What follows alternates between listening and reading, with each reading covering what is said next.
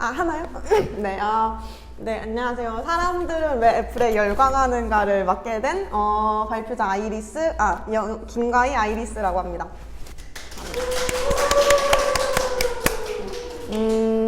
일단 오늘은 7월 7일이죠. 양력 7월 7일 소서는 적을 소에 더울 서라고 작은 여름이라고 작은 더위의 시작이라고 불리는데요.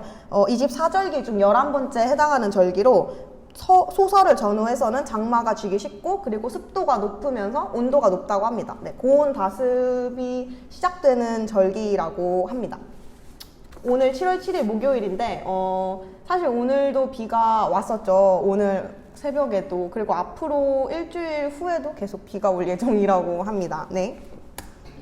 그리고 일단 제가 이 주제에 대해서 말씀을 드리기 전에 왜 이 주제를 선정했는지 이유부터 설명을 드리고 싶어서 이거를 준비를 했어요. 앞에 보이시는 게 그 제품 기획부터 시작해서 양산까지 가는 제품 설계 과정인데요. 하나의 제품이 나오기 위해서는 이러한 프로세스를 거친다고 합니다. 근데 제가 이 회사에서 메이커라는 직무를 맡고 있죠. 제가 이 메이커라는 직무가 대중적인 직무가 아니다 보니까 한국에서 그래도 대중적으로 가장 가까운 직무를 찾다 보니 하드웨어 설계 아니면 제품 설계 R&D 쪽으로 찾게 되었어요. 제가 그쪽에 관심이 생기기도 했고 그래서 그렇게 찾게 되었는데요. 사실 저희 회사가 제품 개발을 해서 판매를 하여서 양산까지 가고 수익을 얻는 구조로 가는 회사가 아니다 보니까 제가 하는 거는 이 프로토 설계 개발까지만 하고 있다고 생각을 합니다. 그러면은 저희 회사랑 다르게 제품을 생산을 해서 그것을 수익으로 하는 회사들을 생각을 해보게 되었어요. 제품 기획에서 시작해서 SOP라고 이제 다른 사람들도 보고서 같은 건데요. SOP가 다른 사람들도 이 보고서를 보고 만들 수 있을 정도의 매뉴얼이라고 생각하시면 될 것 같아요. 여기까지 가는 회사에 대해서 한번 생각을 해보았습니다. 그러다 보니까 이 회사를 떠올리게 되었어요. 다들 아시는 로고죠. 이 로고는 애플의 로고인데요. 애플의 로고인데요. 애플이 사실 저가 2000년생 출신인데 제가 태어난 이후로 지금까지의 일생일대계를 겪으면서 20몇 년이 되면서 가장 제가 생각을 했을 때 성장률이 높았던 회사라고 저는 생각이 들었어요. 보시다시피 주가가 이렇게 치솟고 있고 그리고 2022년 5월 30일 한 2달 전을 기준으로 시가총액을 지금 1위를 하고 있었는데요. 네, 그러면은 이 애플이 이렇게까지 성공을 할 수 있었던 제품 하나에 대해서 제가 또 생각을 해보게 되었습니다. 애플을 지금의 애플까지 올 수 있게 했었던 제품을 생각을 해보았어요. 물론 여러 가지 많은 제품들이 있었고 그리고 그 제품들을 통해서 많은 호응이 있었죠. 그 중에서도 가장 호응이 많고 기대가 많았던 제품에 대해서 생각을 해보게 되었는데요. 네, 애플이 여기까지 올 수 있었던 아이폰 그리고 애플을 바꿀 수 있었던 제품에 대해서 생각을 해보게 되었고 그게 아이폰이라고 생각을 하게 되었습니다. 그러면은 2007년 6월 29일 날 출시된 애플을 바꾼 하나의 제품 아이폰에 대해서 이거 혹시 어떤 장면인지 아시나요? 맞아요. 그 되게 유명한 스피치로 알려져 있는데요. 유명한 것 중 하나의 스피치로 알려져 있는데요. 스티브 잡스가 애플에서 아이폰을 처음 출시를 하려고 했을 때 그 프레젠테이션의 한 장면이에요. 스티브 잡스가 애플의 아이폰을 출시를 하면서 3가지 제품을 출시를 하겠다고 말을 했어요. 그래서 터치 조작이 가능한 와이드 스크린 아이팟, 혁신적인 모바일 폰, 획기적인 인터넷 커뮤니케이션 이렇게 3가지의 제품을 선보이려고 이 스피치를 준비하게 됐다라고 말을 했어요. 그러면서 이 아이팟이랑 모바일 폰, 인터넷 커뮤니케이션 이렇게 3가지의 제품을 말을 하면서 사실 이게 세 가지의 제품이 아니고 세 가지의 기능이 담긴 하나의 제품이었던 거죠. 아이폰이라는 하나의 제품이었어요. 근데 그 당시에는 이 앞서 말씀드렸던 세 가지의 기능 자체도 혁신적이었지만 그거를 하나의 작은 손바닥만한 기기에 넣을 수 있다는 것에서 되게 폭발적인 열풍이 있었어요. 그러면은 이 스마트폰이 기존에 있던 스마트폰과는 어떤 다른 점이 있었을까요? 제가 그거를 조사를 했는데요. 기존에 있던 스마트폰은 이렇게 있었어요. 기존에 1위 노키아 같은 경우에는 업계에서 계속 1위를 했던 스마트폰이었고 모토큐, 블랙베리, 판트레오 이렇게 있었어요. 그리고 실제로 노키아는 10년이 넘는 시간 동안 휴대폰 글로벌 시장 점유율 1위를 맡고 있었습니다. 그리고 블랙베리라고 아시죠?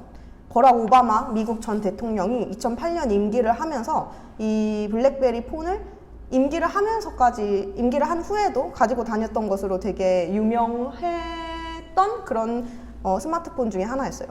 근데 이 앞서 말씀드렸던 스마트폰들이 애플이 출시가 되자마자 1, 2년 후에 다 몰락을 하게 되었습니다.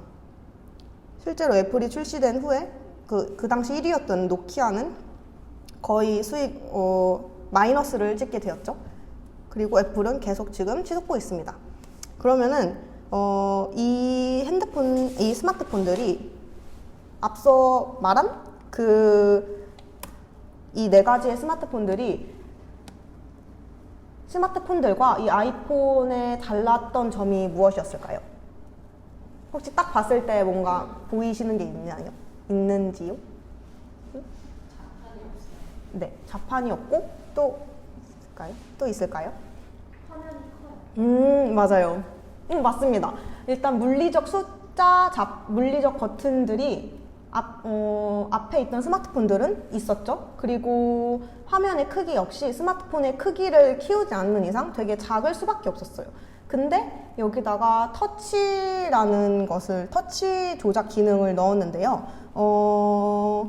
스타일러스 펜, 애플 펜슬 같은 그런 펜으로 저 작은 디스플레이를 클릭을 해야만 했던 거였어요.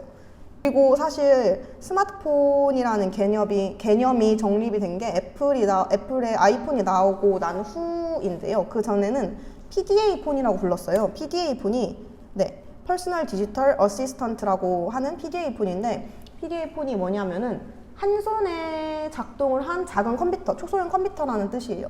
그래서 매우 불편했고, 그리고 들고 다니기도 사실 어려웠던 점이 많았어요. 가만히 휴대폰을 켰다 키는 작업을 함에도 저 버튼을 꾹 누르거나, 그럼 저 버튼이 눌려져 있으면은 핸드폰이 다시 열리게 되겠죠? 분명 나는 핸드폰을 꺼놨는데. 그런 불편함이 있었습니다.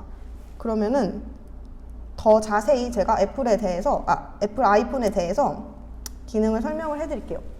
이전에 있던 앞서 말한 네 가지의 제품들은 감압식 터치 스크린을 사용을 했어요. 근데 애플은 아이폰 1세대에 세계 최초로 정전식 터치 스크린을 탑재를 하였습니다. 감압식 터치 스크린은 일단 화면 사이에 두 개의 전도막이 있어서 압력이 발생을 하면은 그 압력에서 전류의 변화를 감지를 해서 그것을 출력을 하는 입력을 받는 그런 거였고요. 정전식 터치 스크린 같은 경우에는 정전기를 이용을 해서 한 거였는데요. 액정에다가 작은 전류를 계속 흘려보내줍니다. 그러면서 손가락으로 만약에 그 액정이 눌렸을 때 그 손가락 눌린 지점으로 전화가 딸려 들어오게 돼서 그렇게 입력을 받는 그런 식의 터치 스크린으로 세계 최초로 이거를 만든 거예요. 지금 사용하는 핸드폰들, 그리고 뭐 아이패드나 아니면은 태블릿 같은 경우에도 다 이 터치 스크린을 쓰고 있는데요. 그거를 조금 더 쉽게 설명을 드리자면은, 보통은 스타일러스 펜이나 물리적 버튼이 있었다고 했잖아요. 그래서 스타일러스 펜을 안 보이네. 스타일러스 펜을 사용을 하면서 뮤직 2를 내가 재생을 하고 싶다 그러면은 이 스타일러스 펜을 이용을 해서 저것을 클릭을 해야 되는 그런 기능이었고요. 물리적 버튼을 이용을 할 때는 밑에 있는 버튼을 눌러서 저 뮤직 2로 그 커서를 옮기는 약간 그런 식의 기능이었어요. 근데 정전식 터치 스크린을 탑재를 하면서 손가락으로 이렇게 스크롤 기능이 가능하게 된 거예요. 물론 스크롤 기능뿐만 아니고 멀티 터치 기능이라 그래서 뭐 스와이핑, 핀칭, 태핑 같은 모션이 가능하게 됐습니다. 그리고 모바일 운영 체제라고 이것도 애플에서 처음으로 핸드폰에 도입을 했는데요. iOS라고 다들 들어보셨죠? 이게 모바일 운영 체제를 말하는 겁니다. 근데 이 iOS가 탑재가 됨으로써 다양한 UI를 제공하게 되었고, 그리고 무료 업그레이드 지원까지 하게 되었어요. iOS 1세대에서 iOS 2세대로 넘어갈 때 무료로 업그레이드를 하면서 내가 핸드폰을 바꾸지 않아도 이 2세대를 쓸 수 있게 된 거예요. 그런 기능들이랑 뭐 문자 메시지 기능인데요. 원래 밑에 있는 피처폰에서는 문자가 오면은 그 문자를 클릭을 해서 그 문자에 답장을 하는 그런 기능을 가지고 있었어요. 그러니까 내가 만약에 다른 사람들이 보낸 그런 문자를 찾으려면은 계속 버튼을 눌러서 그 문자가 온 시점으로 가서 그 문자를 클릭해서 답변을 해야 되는 그런 거였는데요. 아이폰에서는 사람 형식으로 사람별로 카테고리를 나눠서 지금 사용하는 이런 말풍선 모양의 기능을 쓰게 된 거죠.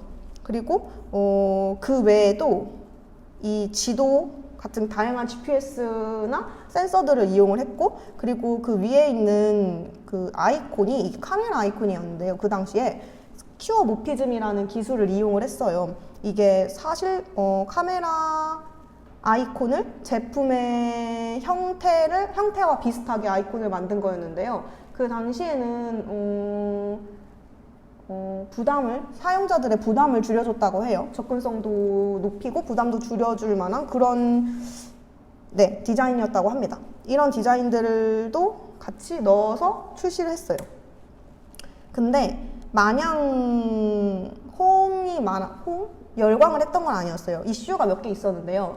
일단 앱스토어가 1세대에는 iOS 1세대에는 없었어요. 앱스토어 자체가 없었고 2.0으로 들어가면서 업데이트가 되면서 앱스토어가 추가가 됐던 거였어요. 스티브 잡스가 이때 연설을 했을 때 자기들은 혁신적인 스마트폰을 만든다고 했는데도 불구하고 앱스토어가 없어갖고 이제 개발자들이 어플리케이션을 자기가 만들고 사고 파는 그런 행위 자체를 못하게 되었고요. 그리고 1세대 같은 경우에는 설치되어 있는 앱만 사용을 할 수 있다는 그런 발표 내용과는 조금 다른 미숙한 모습을 보이기도 했습니다.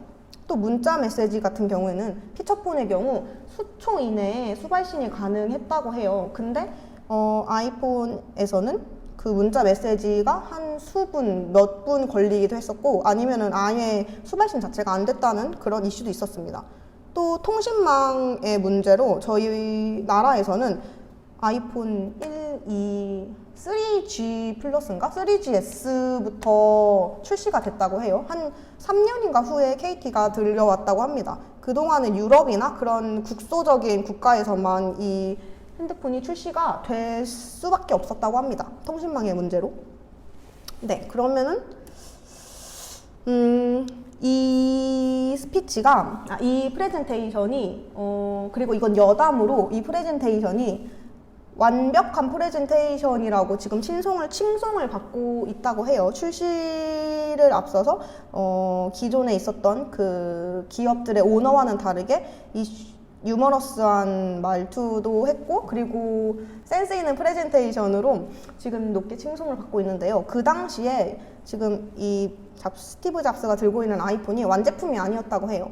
스티브 잡스가 실제로 이런 단상에 핸드폰을 똑같은 아이폰을 10개를 두고 번갈아 가면서 그것을 보여줬다고 합니다. 근데 실제로 프레젠테이션에서는 한 개의 스마트폰을 가지고 이 스마트폰이 모든 게 다 멀티로 되는, 모든 기능이 다 멀티로 되는 것처럼 설명을 했었죠. 근데 사실 10개의 스마트폰으로 10가지의 기능을 다르게 설명을 한 거였어요. 근데 나중에 여기서 스타벅스에 전화를 해서 라떼 4,000개를 주문을 하는 그런 약간의 돌발적인 행동이 있었다고 합니다. 근데 그때 라떼를 주문을 하면서 전화를 켰을 때 아이팟 그 뮤직 플레이도 되고 있었고, 그리고 문자 플러스 전화 플러스 뭐 여러 가지 지도 플러스 해서 여러 가지 기능들이 다 멀티로 되고 있었다고 해요. 근데 한 번도 뒤에서 엔지니어들이 보고 있었을 거 아니에요? 기술자들이. 한 번도 이렇게까지 완벽하게 작동된 거를 본 적이 없었다. 근데 되게 간이 크다 그래야 되나? 네, 되게 용감하게도 스티브 잡스가 그 와중에 전화를 해서 그런 유머러스한 농담까지 한 거죠. 네, 그런 걸 보면서 역시 CEO는 아무나 하는 게 아니구나라는 것을 또 깨닫게 되었습니다. 네, 이건 여담이고요. 어쨌든 이렇게까지 논란이 많았음에도 불구하고 애플이 성공을 할 수 있었던 이유가 무엇이었을까요? 혹시 그러면은 여기까지 듣고 성공을 할 수 있었던 그리고 성공을 했던 할 수 있었던 네, 그런 이유가 뭐라고 생각하시나요?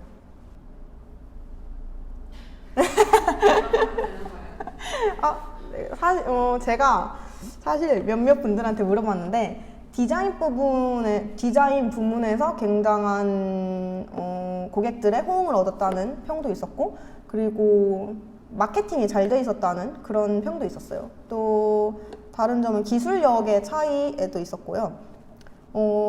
사실 여기까지만 저도 보고 발표를 준비를 했을 때는 기술적인 부분에서 좀 더 발표를 준비를 하고 그러려고 했었어요. 근데 제가 하나의 영상을 보게 되었습니다.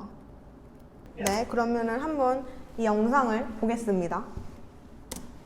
네, 일단 앞서 보여드린 영상은 여기서 잠깐 스티브 잡스의 일생일대를 설명을 드리자면은 애플에서 애플이 성공한 이후에, 많은 성공을 거둔 이후에 스티브 잡스가 어떤 일을 계기로 주주들이 그 스티브 잡스를 해고를 시키게 됩니다. 그 자리에서 물러나게 되는데요. 그러면서 스티브 잡스가 다른 넥스트라는 기업을 자기가 설립을 한 다음에 픽사라는 그런 기업을 또 사게 됩니다. 그렇게 하면서 토이스토리 아시죠? 그게 픽사에서 나온 애니메이션이잖아요.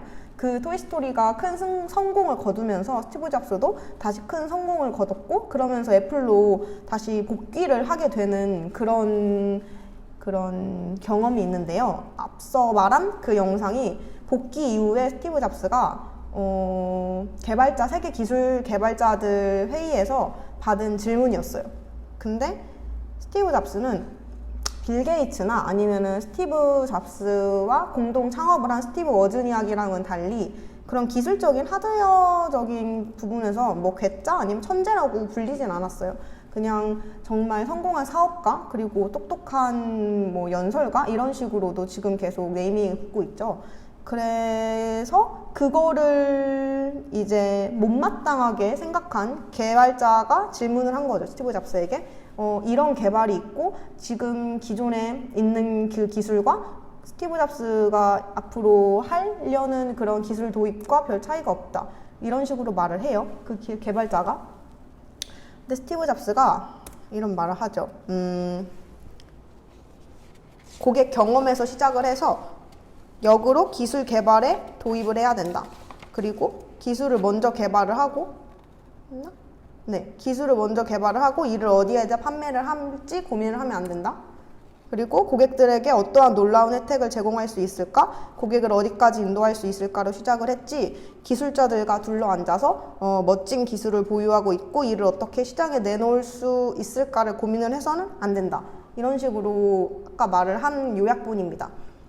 사실 스티브 잡스는 실제로도 아이폰을 만들려고 한 그 가치관이라고 해야 될까요? 가장 사용하기 쉬운 전화를 만들고 싶어 했다고 했어요. 실제로 가장 사용하기 쉬운 정말 스마트폰의 개념을 가지고 있는 그런 전화를 만들게 되었습니다. 결국에는 고객의 편리성에 초점을 맞추게 된 거였어요. 만족스러운 고객 경험을 계속해서 강조를 했다고 해요. 이게 기사의 한 내용인데요. 고객이 원하는 것은 TV라는 제품이 아니라 방송 콘텐츠고, 전화가 아니라 소식의 전달일 것이며, 스마트폰이 아니라 현재 위치에서 가장 가까운 식당 정보일 수 있다. 저는 이 말이 굉장히 감명 깊었는데요. 저희가 원하는 것은 사실 저희도 모른다라는, 고객이 원하는 것은 고객 역시 모른다라는 그런, 어디서 들었는지 모르겠지만 그런 유명한 말이 있죠. 기술 개발자들이 그것을 찾아서 제공을 해서 자기가 그 경험을, 만족스러운 고객 경험을 갖게 하는 것을 제품으로 할 수 있게끔 하는 게 목적이라고 생각이 들었어요. 네, 저도 사실 앞으로 이 회사에서 제가 그 제품 개발을 맡고 그런 일을 할지는 잘 모르겠지만, 만약에 그런 일을 한다면은 저는 항상 이것을 새기고 싶습니다. 메인은 고객이고 기술은 서버다. 저희가 아무리 어떤 대단한 기술을 가지고 아무리 어떤 대단한 기술을 가지고 있더라도 그것을 고객이 원하지 않는 이상 그 기술은 사실 쓸모가 없다고 생각이 들었습니다. 네, 이거 마지막으로, 이거는 스티브 잡스의 제가 가장 좋아하는 말인데요. 세상을 바꿀 수 있다고 믿는 미친 사람들만이 세상을 바꿀 수 있다라는 말입니다. 네, 제 발표는 여기까지고, 다음에 발표를 하게 될 거는 스티브 잡스랑, 이분은 조나단 아이브라고 아시는군요. 네, 엄청 유명한 애플의 디자이너예요. 그래서 이분들이 한 매킨토시와 라즈베리 파이를 이용을 해서 매킨토시를 한번 만들어 보려고 합니다. 사실 매킨토시를 이분이 디자인했는지는 잘 모르겠지만 이분을 소개를 하면서 매킨토시를 한번 해보고 싶었습니다. 네, 여기까지고, 저는 발표자 김가희였습니다. 감사합니다.